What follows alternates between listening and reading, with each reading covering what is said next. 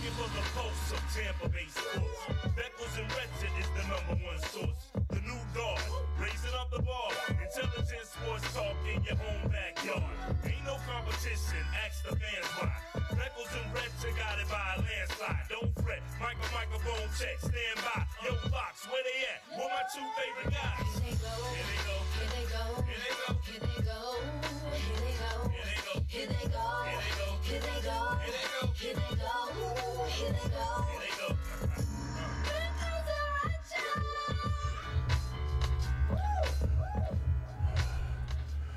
All right. Good afternoon to everybody. Welcome back to Beckles and Recher on this fine Wednesday afternoon. Hopefully everybody's having a wonderful time. And before we get going, I know you guys and gals have seen what's going on in Jamaica and Bermuda. Right. And if you haven't, because I brought it up to some people in Dignitary Cafe that knew nothing about it. And that's about weird. The storm at all? Not at all. They didn't hear about the storm. Wow. And if you haven't heard about it, just go look. And then if you try to complain about something today, and listen, we're in an area that got hit twice last year, so we know what it's about. Big time. Go and see what's happening over in Jamaica, or what used to be Jamaica. So count your blessings, because they're going through a whole lot over there. So one love goes out. Have to you been Jamaica. to Jamaica? I have a couple times. Yeah, me too. Yeah. Love it there. It's treated me very well, man. Everybody's real nice. I was in an area that I've been the most scared. No doubt. The most scared. Like, I've been to the Caprini Greens, and I was in an area in Jamaica, and I looked at the guy, go, "Get me out of here!" Like, the whole area was just closing down. It wasn't good for me. Yeah, I remember we went to Ocho Rios, and then we went to a place called the Blue Hole, and we were driving in a minivan on a mountain the wrong way. The wrong way, yeah. Because you're on the opposite side of the road. No, it's a lot. You're driving down the mountain, and it's not paved correctly, so it's like, if it ends here, it ends here. Right. Some country, you watch the roads, I'm like, how do people live here? I couldn't drive here. I'm scared all the time. And you go to the Dominican, too, and people are flying down the road. Like, it is I got some news for you. Colombia, they want to talk about lawless. Like, nobody stops at stop signs. Yeah. Nobody stops at lights. It's like, suggested. Is it? It's like the lightly. Cop it's a light is not suggestion. pulling somebody over. Nah, it's a light suggestion. Maybe stop here. Yeah, there could be a person. If you're in the mood, just slow down a little bit. Yeah, yield. Yeah, soft yield. But yeah, you're right, man. I mean, that's craziness, man. Yeah, and we've seen it. I mean, it hits home to us here, especially here at the Dignitary Cafe. I remember stopping here a couple of days after the storm hit, and it's amazing to see how this place has bounced back. But I saw our good friend Sarah Walsh, who does such a great job. Yeah, she does.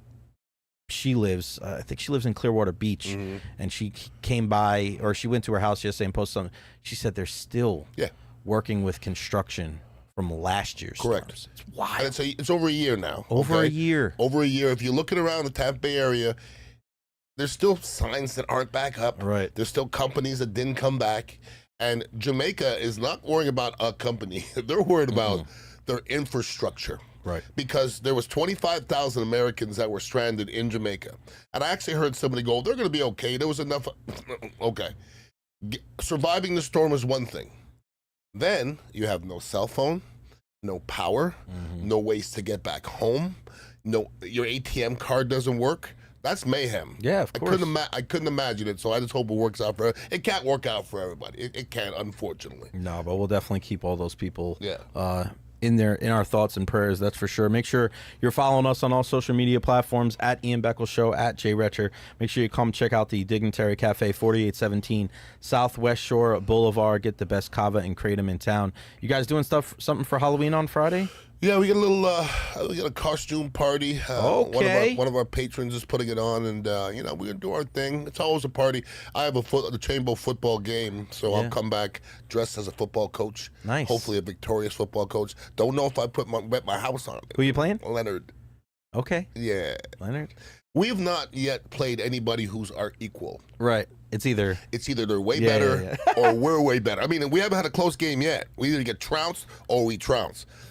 I'm just hoping we can stay in this letter. Stay in it? They're good. Yeah. They're good. Yeah. Like the Jefferson game, at a point, it looked like we could have and didn't, and then it just went downhill. You see what I'm saying? You know how it goes, man. But in football, and you see the NFL, you see it in college every single week, the underdog sometimes gets a couple bounces early. The other team is looking for, they're like, what's going on? And then they tighten up, and then anything can happen. So I wouldn't, like I said, I don't know if we're more talented than them, but it's up to the kids, man.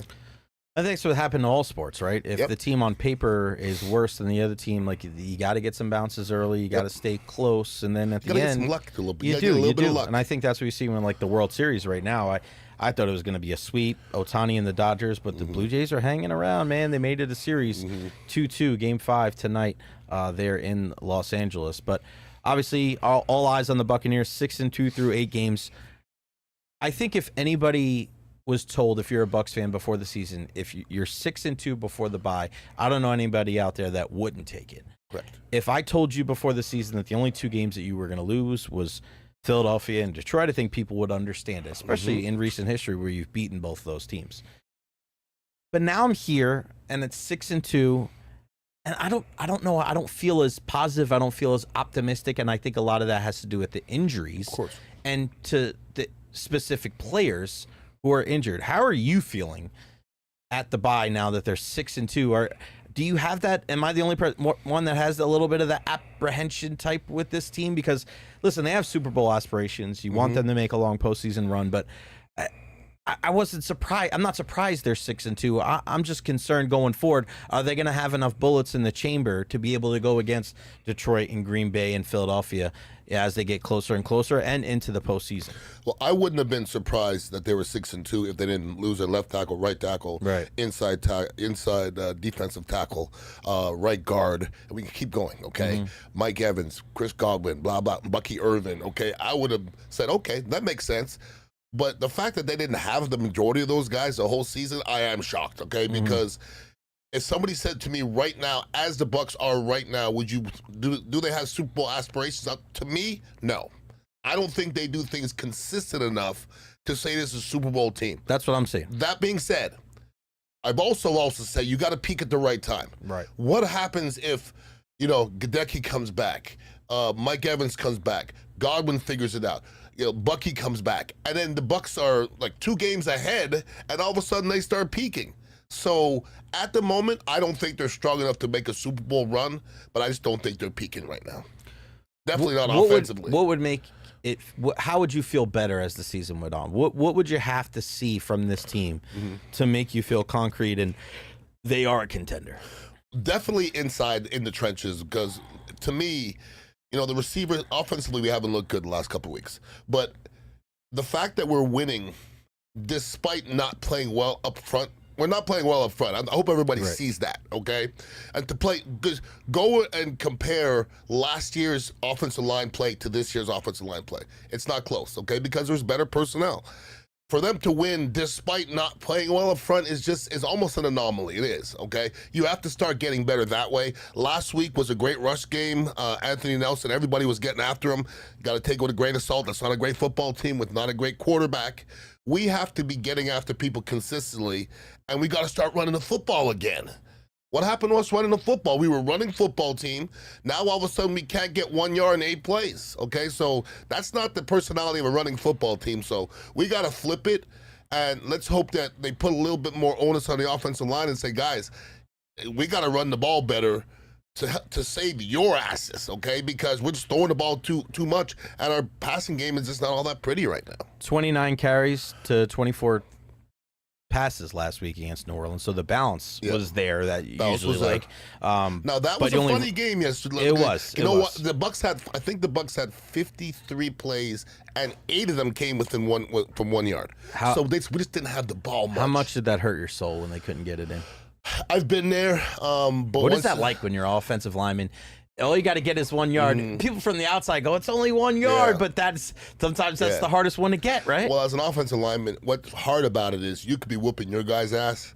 That doesn't mean that as a whole the offense is whooping ass, okay? Because like I played games before where I'm like, what is going on? How come we can't rush the ball? Because I know I'm working my dude, and they're like, we're playing Green Bay. Reggie's killing oh boy. Killing them. Yeah. And that happens at times. So I can speak for myself, like, let's just run this play, but the center got to make a block, the tackle has to make a block, and sometimes you got to give credit to the other team. Yeah, I mean, you look at only 240 yards of total offense for the Buccaneers, 88 on the ground, 152 in the air.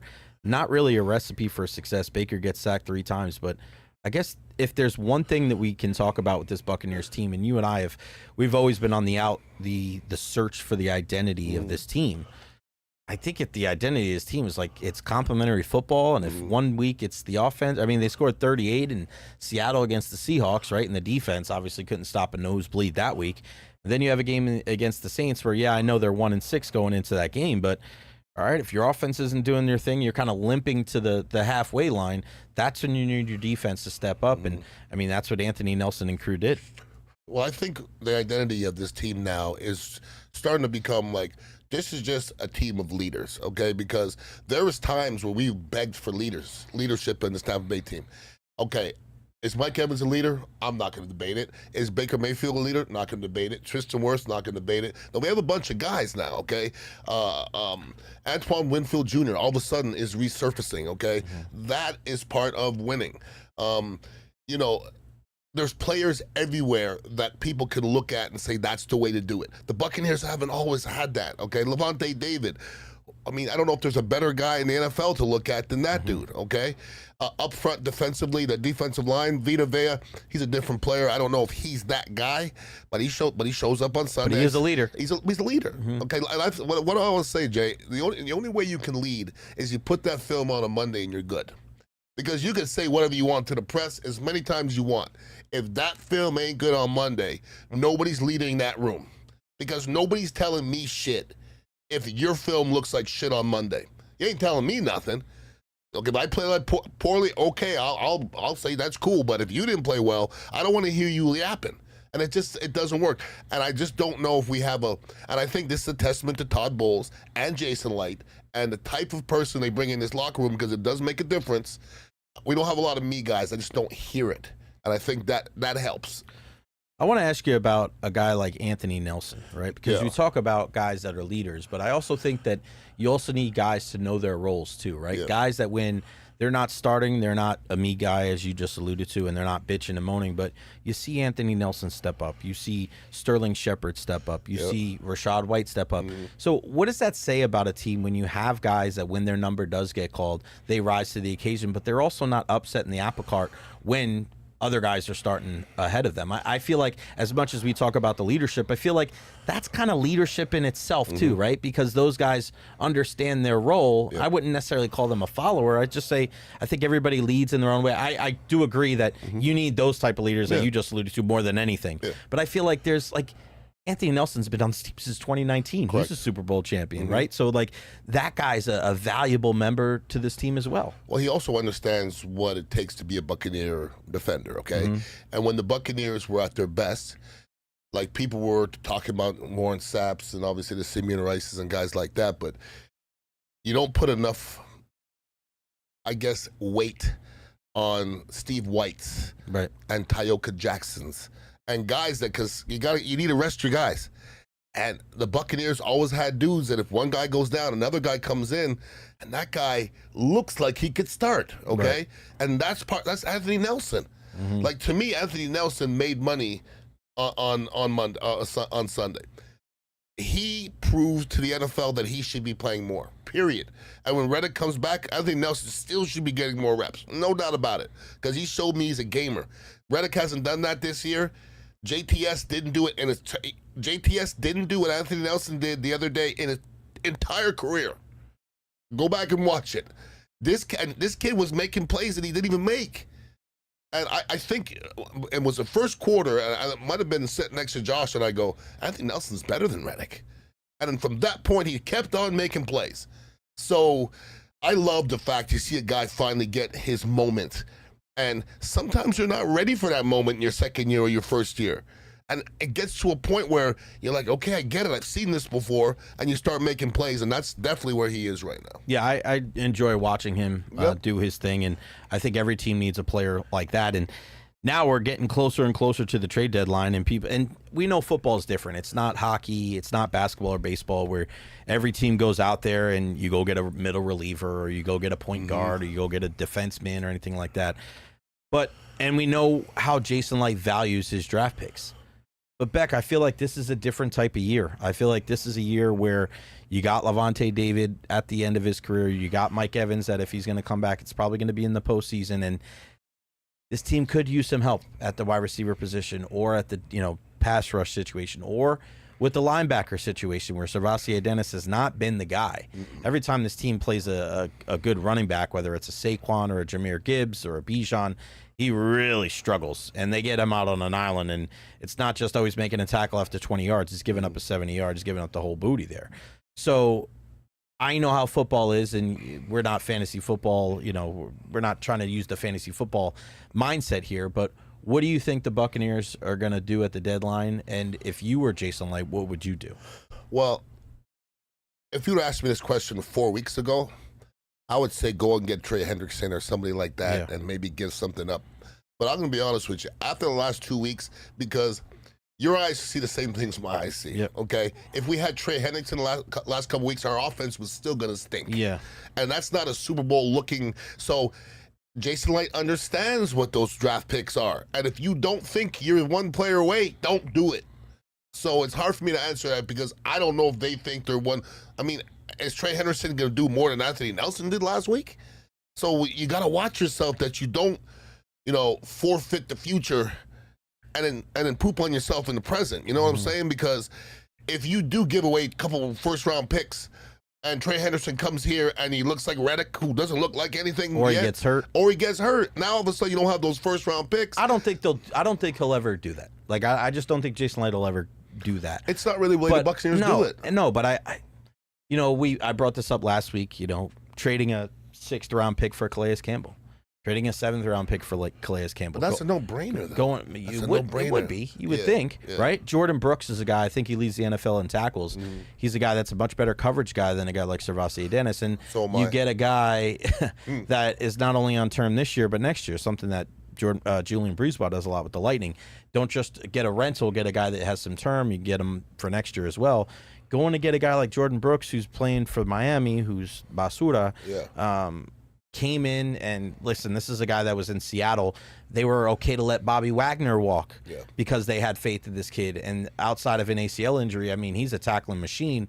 If that guy's a 5th or 6th-round pick, I'm going to get him because not only can he help you this year, he can help you next year if Levante ends up walking. So I don't know if Jason Light will make a move, but what does that do, though? I mean, I know it's tough because you weren't in that position, and I'm not trying to dog you, but what do you think that does to a team when you go out and you do make a move? Like, I think about the Ravens a couple years ago when everybody kept saying, well, Roquan Smith, the Bears aren't going to pay him. They're not going to pay him. And then Baltimore not only trades for him, but then they pay the guy, and now he's been, one of the best linebackers in all of football. What does that say to your team when your general manager goes out there and brings in a guy that can help you when you're already a decent team? Yeah, I mean, I've said this before. You don't really pay too much attention to what's going on because it doesn't really affect you, okay? As an organization, you want your organization to do whatever it can to win.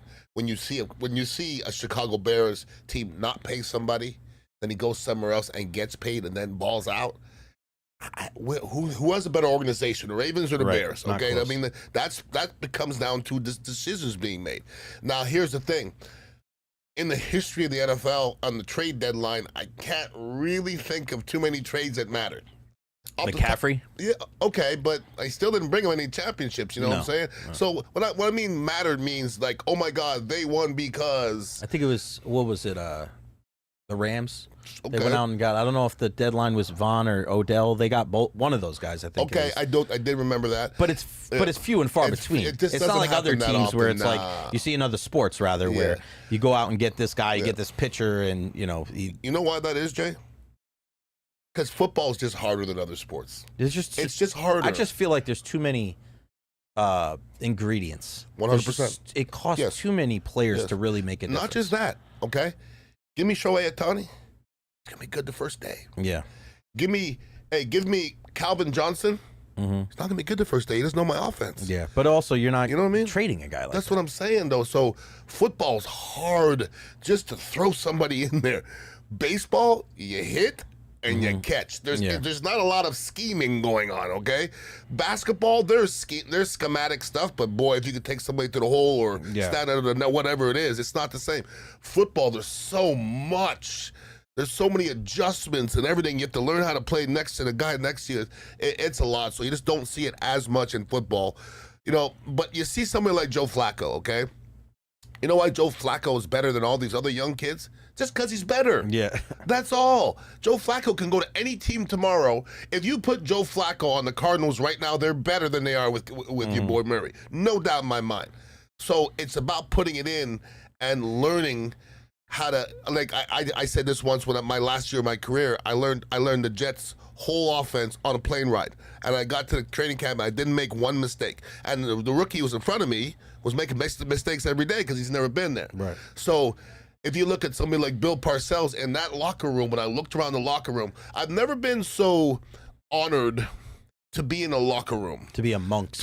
Like, I'm in a locker room, look around, I see Keyshawn Johnson, I see Jumbo Elliott, I see Wayne Corbett, Brian Cox, Steve Atwater, dudes that you know can play, okay? So that's what Bill Parcells did. He brought in a bunch of old dudes who you know can play Sunday, you don't have to worry about them, and he just had to lead them. But it's hard to find those guys these days because they just don't last anymore, man. No. They just don't. Joe Flacco, how many years he played? A ton. Old boy from the Giants, how many games has he left? Yeah. All of them? Okay, so you ever see Joe Flacco leave a game? It's weird. Yeah. And you can't explain it, but rest in peace, Scottaboo.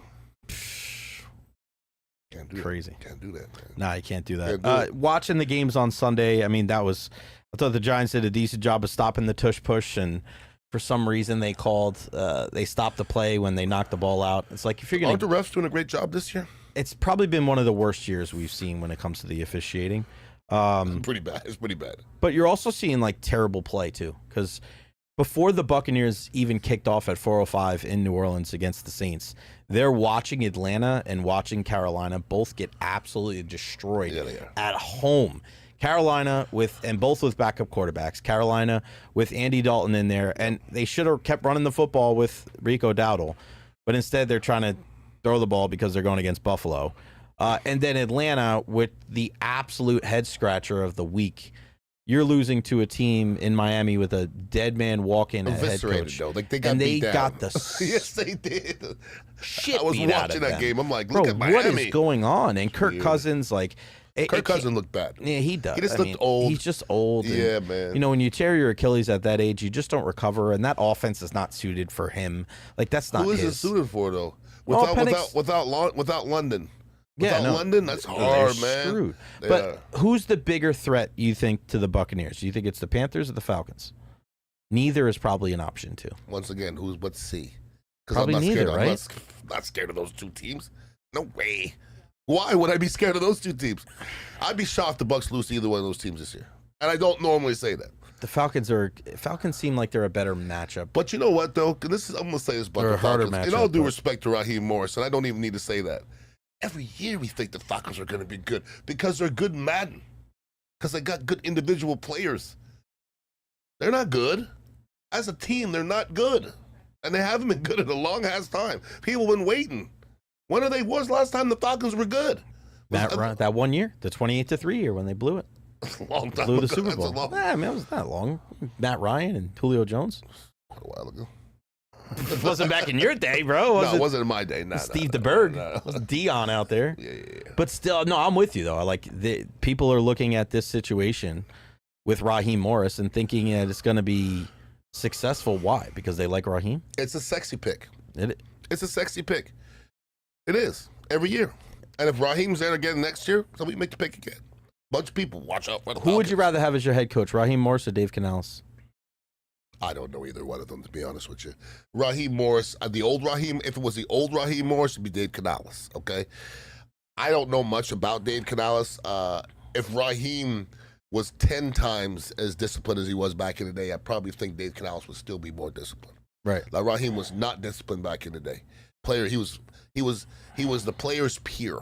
That's why the worst thing you can do. It might still be Dave Canales. I wouldn't be the wrong pick. That's weird, though. It wouldn't be the wrong pick. I think Canales and Liam and freaking Cohen both got too much credit for Baker Mayfield being great. Personally, it's funny how they said that, and then here's Baker. I really, truly believe that. Worried about Baker in the second half? Yeah. What worries you the most? Just him in general. He's not the same player. Like, I've been through it, and it's a long season, and sometimes halfway through the season, you're like, I don't know how I'm going to make it.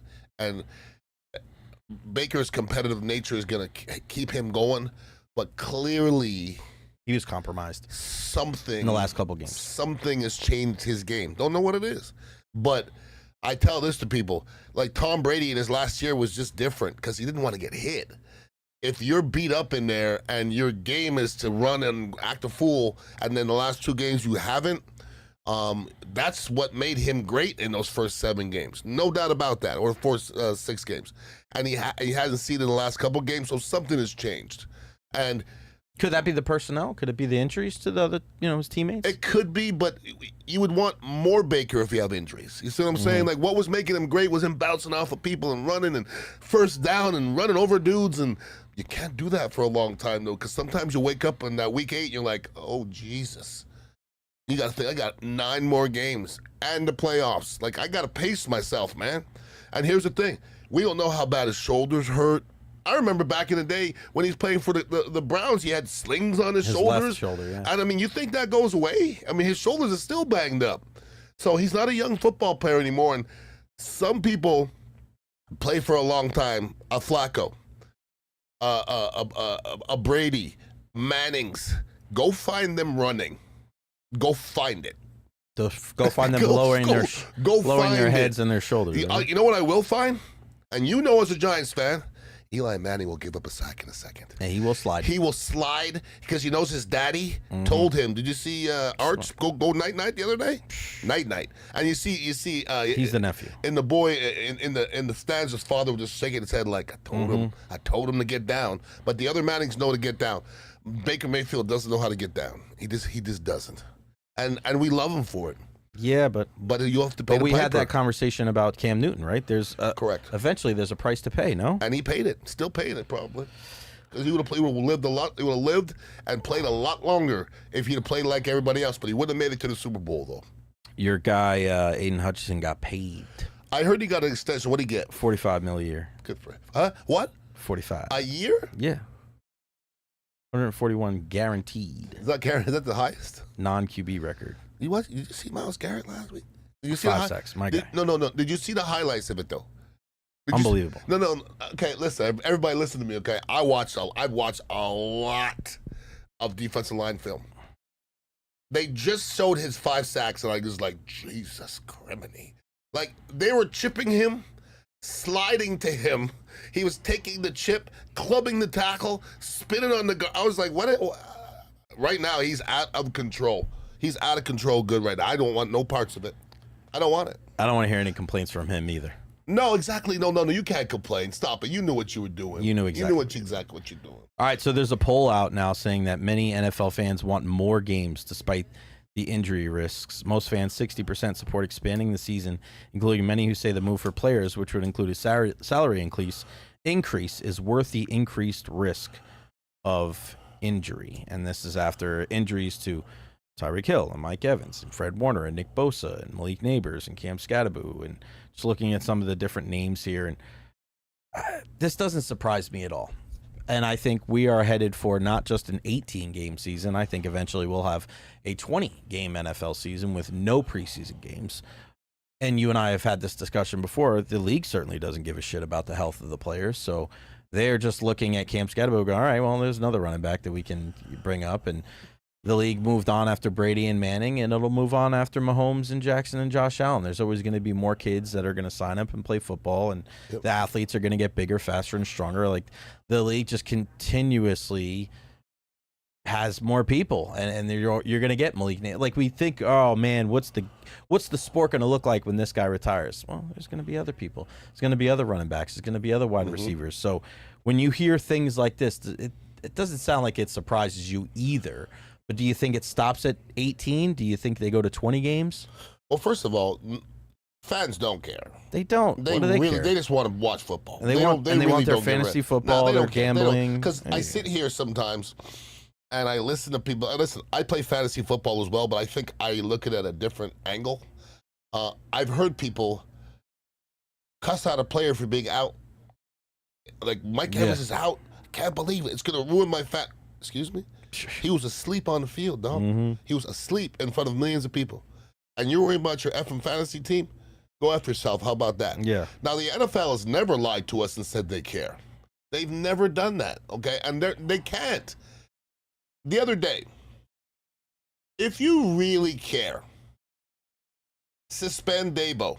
Suspend him. Mm-hmm. If I have a concussion, right, Jay, and I'm in a tent, and my boss goes, get his ass out here, you gotta get suspended, because that is wrong. It's a wrong place to put a player. He's cuckoo for Cocoa Puffs, and he's listening to his boss pretty much calling him the P word. Pretty much. Get him out here. What did he get fined? Not enough. No. It's not enough, because people, that happens all the time. You just don't see it. People don't care. And I love to hear people say, oh, they wouldn't put people hurt. Oh, my God. I've never in my career said I can go, and I'm like, no, you can't. It's never happened. Nobody's ever said, I can go, coach. And they're like, no, we're going to sit you. It's never happened. Never. So we need to quit thinking that, okay? We need to quit thinking that the NFL cares about players, and fans don't. And I think fans would admit it. They don't give a rat's ass. No, they don't. They just move on. That guy gets CTE on the field. We'll just get to the next guy. We'll cheer for him. We'll buy a jersey. What happened to the other guy? They don't care. Let's move on. Put the jersey in the corner of the closet. That's it. That's it. They'll figure out. They'll root for another wide receiver, another guy, and yeah, I think that's the kind of the reality of the sport. You're right, and I think my dad got to that point when he was in his 40s, and he's kind of looking around. He's like, "Why am I caring so much? Yeah. Why am I caring so much? Why am I letting this affect my day?" Because it really is like we use sports as fun, as an escape from reality, but like these are real people. Like the fans are real people too, and they need to kind of at times look in the mirror and kind of recognize where the sports are on your priority list. I know my life has gotten a lot better when I found my work-life balance, but I'm probably as skewed as anybody. But I think the athletes too. I mean, you forget about them, especially in the NFL. People are just so quick to just push those guys to the side. What have you done for me lately? But then you see what happened to Doug Martin. We saw what happened with Vincent Jackson. You kind of forget, like, man, these guys are human beings, man. These guys are people too. And just because they're not helping your fantasy football team, that's really, it doesn't mean anything to these players. And I'm going to use Tua as an example, okay? Tua, who, once again, NFL acts like they care or doesn't. Tua was asleep on the field, I think 3 times in 1 year, okay? 3 times in 1 year. You can't tell me he was already not damaged, okay? So they put him back on the field. Now, the unfortunate part, if Tua keeps on playing, probably the last thing that we see of him is going to be him asleep on the field. Right. If I was a betting man, okay? If he plays 5 more years, we're probably going to see him asleep on the field, and we're going to go, woe is me. I feel so sorry for him. And then we're going to move on. Yep. Okay, but then 10 years after that, when he does a Doug Martin or whatever, a Vincent Jackson. Or you see him, and he looks like, and he's like, you know Ali. what I'm saying? Yeah. So it's like nobody really gives a shit, Jay. And that's the part. Mike Evans, I was telling everybody, man, and here's the part that nobody thinks about. I swear to God, nobody thinks about this. Tua has a mother. Tua has a wife. Tua has kids. So every time his wife puts him back, sends him off, she has to be worried about seeing him frozen again on the field. Yeah. Can you imagine that? Every time he runs the ball, like when he runs the ball, I get tight. Yeah. Can you imagine his mother? It's almost like people that are married to somebody that works in law enforcement, right? You just send them out the door. That's a good analogy. And you know, you just... You don't know how many videos you see of people just acting a fool. Yeah, I know. One of my best friends in New York, I mean, they're not together anymore, but I remember his wife telling me, she was just like, every day he walks out of that door, my heart sinks a little bit. Good chance he don't come back. It's a better chance than if he was a carpenter. Yeah, no doubt. Yeah, I mean, that doesn't even go through your head if your husband's a carpenter, but it's going to go through your head if you're a wife of a football player. You know what I think about that too? UFC. I can't imagine that. No, because it was one time where I was at a fight and I saw somebody get knocked out, and I saw the person's family. Yeah. And the wife was there, and the kids were there, and everybody's like high-fiving, and then you look at that family, and you're like, bro, it completely takes your mind out of the entertainment aspect, and you totally forget, right, like why you're there, because you see what those people are going through, and that's what happens in the NFL, man. I mean, I don't envy what these guys are going through, guys like yourself, after the fact, because you put your body on the line, and I think too many times we talk about guys that are heroes, and we talk about guys that are they're going to war. I mean, you're not going to war, but I mean, you're putting your body through some extremely difficult circumstances to play a game, and the after effects are stuff that just you and your family have to deal with. And again, this goes into the conversation that you and I have had for a long time about the NFL not giving a shit about the health of the players, but most certainly not caring about guys when they're done rocking the shield on the front of their uniform too. And we've seen it with guys like Scott Brantley, right? And they're trying to any possible way to not have to help these guys, not have to pay these guys. But I tell you, Scott Brantley, a guy that was lighting people up during his time with the Tampa Bay Buccaneers, when that man is on the phone and said, man, I loved coming on with Ron and Ian, but I just can't do it anymore, Jay. I got to be in a quiet place. I got to go with my family. I got to live in the woods. Like, to hear a guy that was lauded for his toughness. This wasn't a guy that was like, oh, I wish he was tough. This is a guy that, didn't he lay out his own brother-in-law? He's the toughest. Right? One of the toughest guys in Buccaneer history. Yeah. When that guy tells little old me, producer, Jay, I can't even come on and have a conversation with Ron and Ian, and I had so much fun. People said Eric Hipple his ass. I mean, that shit hits you, man. That shit is real talk. It hits you. And, as far as Scott Brantley goes, what kills me is you hear stories like that. You know what Scott Brantley did and what he left on the field. I don't hear almost any stories of NFL teams helping players. I just don't hear the stories, man. And how much would it take for the Buccaneers to help Scott Brantley? I mean, the Buccaneers make $250 million a year. $250 million a year. Man, hit up Scott Brantley and say, what do you need, dog? What do you need? Let me help you out a little bit. You got to hear us talking, and other people have no money, got to freaking have, events at Hooters and stuff to raise money for Scott Brantley. Shame. And it's not just the Buccaneers. I think a lot of NFL teams. Every team. It's got to be every team. Every team. But there's a lot of football players that suffer in silence. Yep. And I think that's our thing. Okay, that's just our thing. We don't bitch and moan a lot. You don't hear me complaining about a lot. I could complain. I could complain about stuff. No doubt about it. We're very quiet type people. So there is situations where, like, nobody saw what's happening, Junior Seau and Vincent Jackson and stuff. But when it's something open like Scott Brantley and everybody knows about it, man, help your brother out, man. No, but you bring up a good point, though. I mean, like you say about Junior Seau, you bring out Vincent Jackson, you talk about Doug Martin, and I know we've had many discussions about him in the past, but shout out to Gerald McCoy, who had a really nice 3-minute segment on NFL Network before the games on Sunday, talking about Doug Martin and how 5 of his teammates have passed away. Like, that's real shit right there. He's not old now. He's younger than me. Early 30s. He's younger than me. And Jesus. The sad part about it, and kind of piggybacking off what you said, it's not just sad that nothing is done. It's sad that things like that happen and there's not a reaction. Correct. It's sad that, like, we hear about Vincent Jackson, we hear about Doug Martin, and it's not like we don't see GoFundMes, we don't see alliances, we don't see people stand up, we don't see current players step up and do anything. Like, everybody's just kind of like tunnel vision, this is what we're going to do. It's almost taboo in the NFL.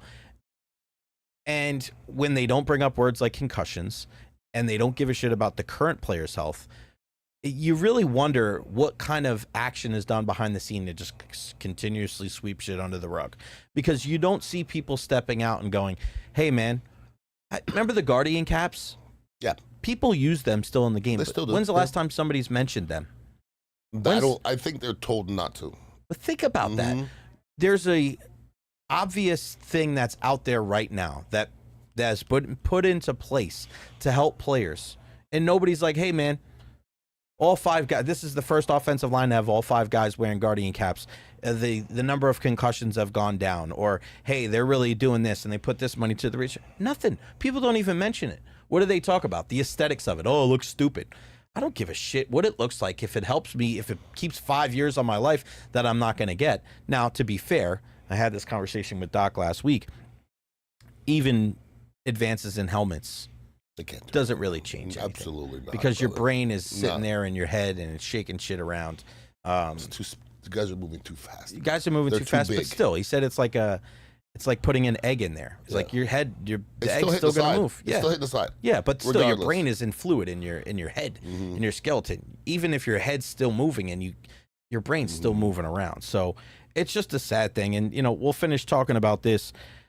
Michael Jordan, I don't know if you've seen these chats. They put this out. NBC is now, with the NBA contract, has put out, and the production value has been fantastic, but they said that Michael Jordan was going to be a part of the whole production and everything, and he was going to give some insights. But what it was really turned out to be was Mike Tirico has sat with him, and it looks like they've done an interview for like 2 hours, and they're just cutting up and putting a piece of it. And the last one he spoke about last night was load management. And Mike Tirico brought up the fact that he played 80 games a bunch of times and 82 games a bunch of times, and he asked him, he goes, what do you think of load management in the NBA? And I don't think that load management can really be a thing in the NFL, because guys, if they're going to play, they're going to play. Correct. But it's just one of the things that's turning people off to the NBA is that, you know, you pay your hard-earned money to go out there and watch LeBron when he comes to Orlando, and if he goes, yeah, I'm just trying to save my body on the second half of a back-to-back, so I'm not going to play. And Michael Jordan says, I felt like I owed it to the fans there, even if it was to shut them up, to go out there and play. And I felt like my skills were going to deteriorate, and I wasn't going to get better, and I was going to upset the rhythm of my team if I didn't play. Why is the mindset so much different in the NBA now compared to how it was, and then also now compared to the other sports? Because you don't really hear load management in the NHL. You don't hear load management in the NFL. Why has this become a thing in the NBA, you think? Well, I think every sport evolves, okay? And I think Michael Jordan, Kobe Bryant, you know, you can put a couple other names in there. We're all very strong-minded people, clearly, all right? We still have strong-minded people in the NBA. We still do. But the game's evolved. Right. We still have strong-minded people in the NFL, but the game's evolved. Back in the day, we had, I remember playing 3.5 quarters in the 4th preseason game. Right. Now these guys, the starters don't play a lick. So if I played today, I don't want to play 3.5 quarters. You see what I'm saying? So I think people have to evolve a little bit. Whether it's right, wrong, or indifferent, Michael Jordan can say the way he was. I could tell you the way I was, but I could also tell you this. If I played today, I wouldn't be the same. It's impossible. You weren't doing 2 and 3 days, It's impossible. I wouldn't be the same person, but I could still be tough amongst everybody else. You know what I mean? I think if I grew up today, if today I was 15 years old, I would not be the same person. I would come home, I would probably get on my phone, I would put some porn on, then I'd play Madden for 4 hours, instead of jumping on my bike and going to my boy's house and play basketball. Nobody does that no more. Right. So I'd be a different person. So Michael Jordan can say that, but if Michael Jordan played today, he couldn't be the same person and everybody around him be that much different. You see what I'm saying? It's different because whether you like it or not, LeBron is the new Michael. Whether you like it or not. Is he? Yep, because nobody works harder than LeBron. He's still there. Once again, it's just being stronger minded than everybody else. There's no Michael Jordans anymore. Because, once again, LeBron's always there. LeBron spends millions of dollars on his body, just like Michael Jordan did. It's just a different way. It's a different animal. But LeBron, if I say who's stronger minded than LeBron, I didn't say tougher. It's stronger minded. LeBron's up there, dog. It doesn't matter if you like his game or not. I'm talking about he's still excelling well into his 40s. And I don't like to compare. To me, it's like, tough to compare generations, right? You know why you can't? Okay?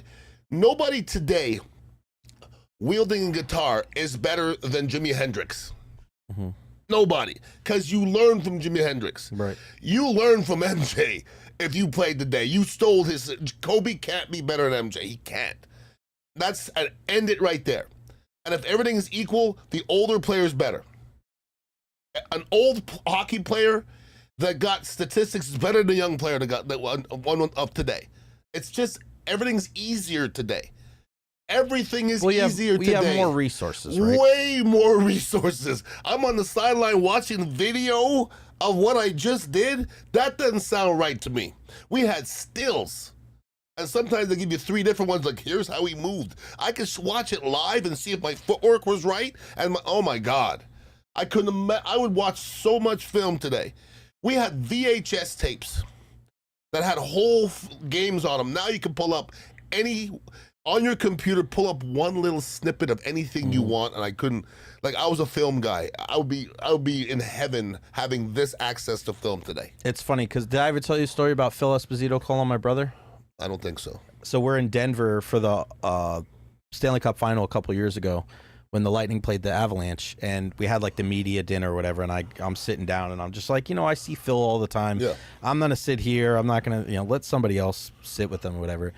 He goes, I guess I know where I'm sitting tonight, and he slaps me in the back and he goes, 2 bottles of wine. I'm like, oh shit, Jesus, here we go. So I start having this conversation about Connor McDavid, and I said my brother said that Connor McDavid in the 80s would have 300 points and that the guys in the 80s suck. Oh, boy. And he goes, well, your brother's a fucking idiot. Excuse my language.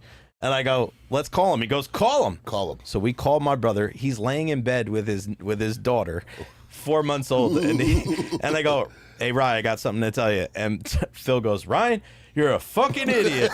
And Ryan just starts dying laughing. I go, bro, how many times you get a Hall of Famer call you an effing idiot? That's an honor. That's great. That's an honor. But I got a picture of me and Phil, and my brother's just dying laughing. It was so funny. But you understand where Phil's coming from, right? Exactly, but he gets it too. Like he also said players are better now in a way because they have more resources. 100%. But he goes, it's impossible. He goes, it is 100% impossible to compare people of different eras. Correct. Because it's a different the game. curves on the sticks were different. The game. Goalie pads were different. Yeah. The rules were different. And that's why I get like upset when we talk about like baseball and everybody's like, whoa, Ohtani was better than Babe Ruth and blah, blah. I'm like, bro, Babe Ruth had more home runs than teams of people. Correct. Teams. Correct. Right? Like, there's Correct. segregation. Yeah, like, taking the perspective. He didn't have control of that. He didn't have control. All right, well, take Babe Ruth's home runs away. We'll take away Cy Young's wins, take away Ty Cobb's hits. Like, he didn't have control that it wasn't, that there was no integration. That's not his fault, right? He wasn't holding people back from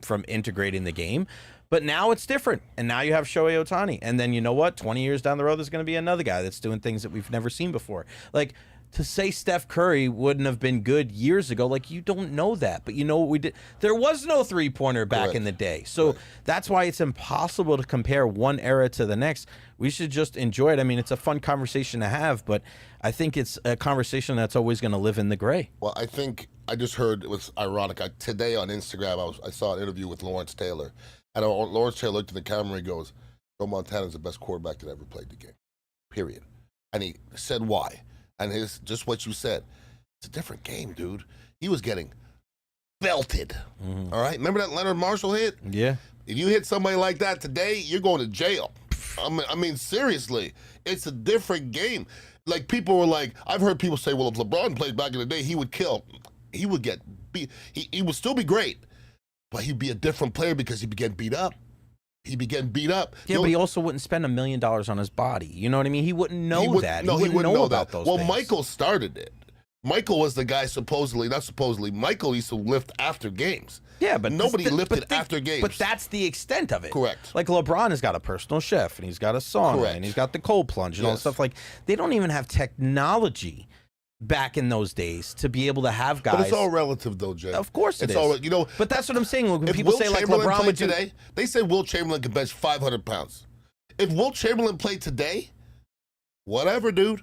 If he was benching 500 pounds 40 years ago, if he played today, he'd be so much stronger. Yeah, but you know what Will Chamberlain would be doing today?